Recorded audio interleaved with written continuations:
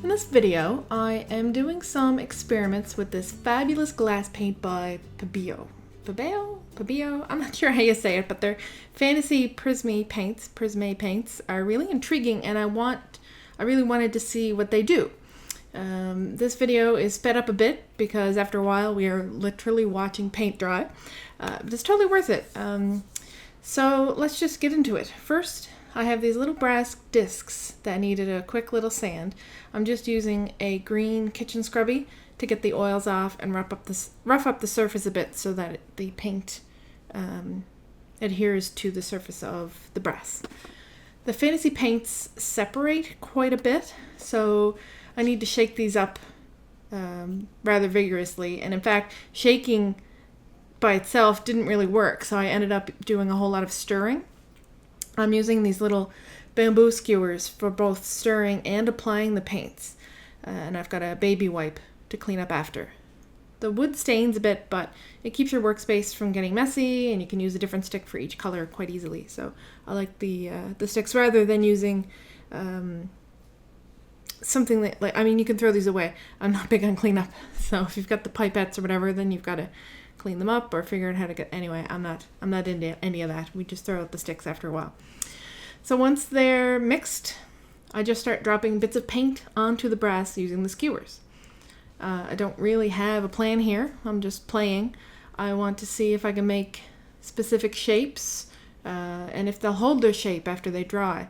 I'm experimenting to see how the paints react to each other with different colors. And basically, I'm just playing. I'm just having fun.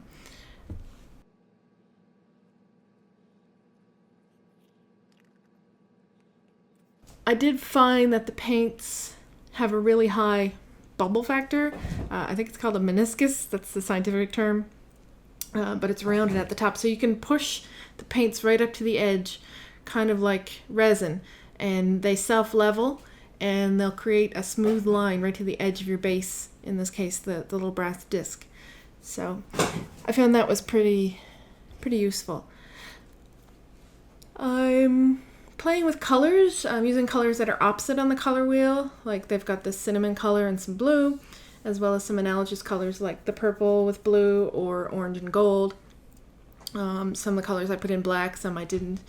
I found that after the paint's set for a bit, if you drop another color or even the same color into the center, it created this neat little bullseye effect. I was curious how that would dry, so I did it a few times with different colors.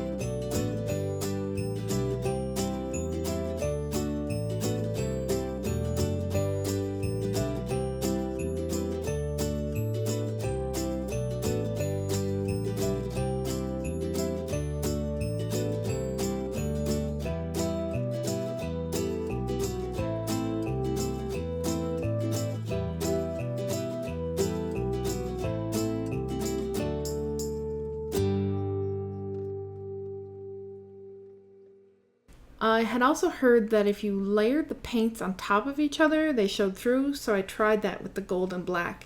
I'm not sure if I like how it came out, but we did some experiments, we'll see. You can already see my first experiments drying a bit. I missed a disc, so I tried something different again with the orange and some purple. I also started adding extra dots inside earlier dots, adding to that bullseye effect to see what would happen. I did move some of the overly flooded discs out of their puddles so they didn't stick to my workspace. And I started getting a little overly pokey with the stick, so I decided to stop. I thought that was enough.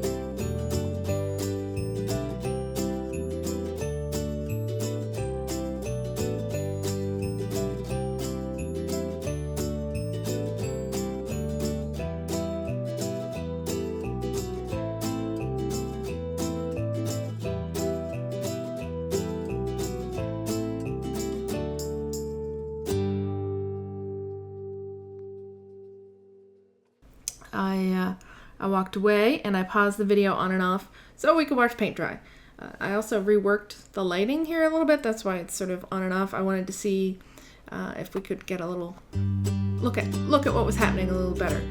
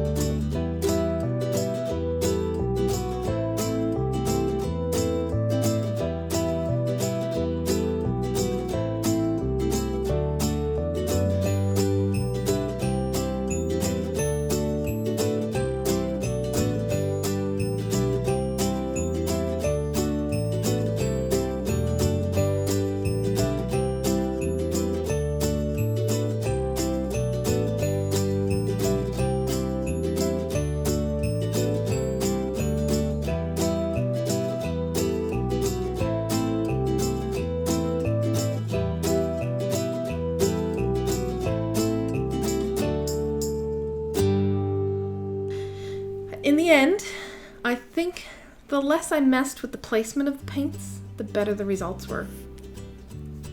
I'm quite pleased with these paints.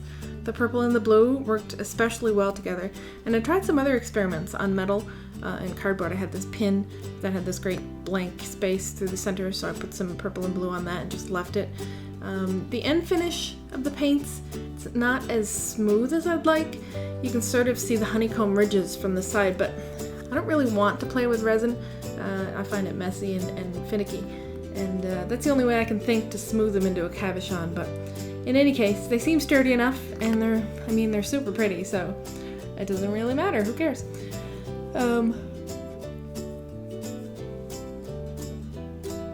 I definitely recommend these paints. These are super fun.